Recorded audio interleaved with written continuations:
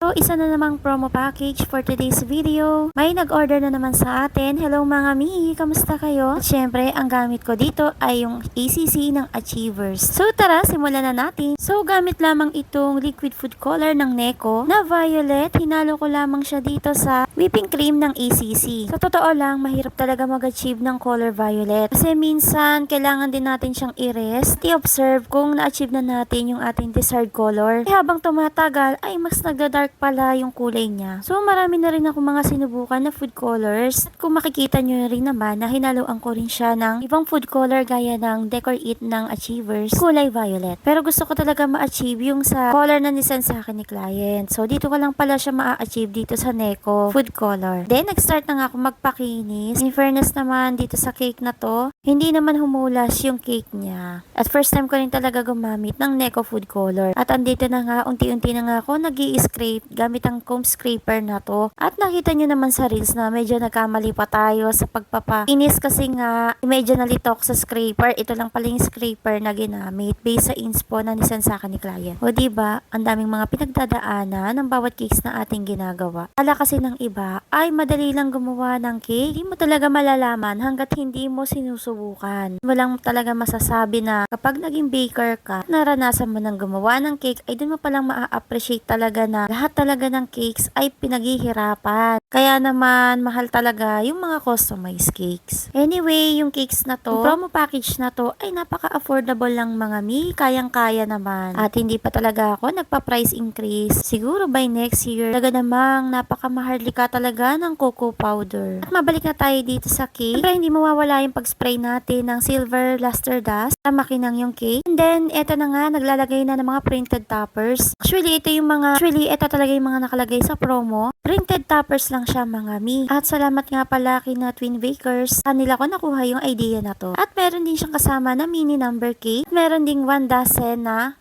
cupcakes. Sisatin nga pala yung photo paper na ginamit ko dito mga mi. Talaga namang wala siyang hulas-hulas kapag ginamit natin sa cakes. At sa wakas nga, eto na nga, natapos na yung ating prom cakes. Ang ganda raw mga mi, ang ganda ng feedback dito ni customer. Actually si customer nga pala ay repeat client ko. So kada birthday ng anak niya, sa akin siya palagi nagpapagawa. So sana'y may nakuha kayong idea dito sa cake na to. Thank you so much for watching!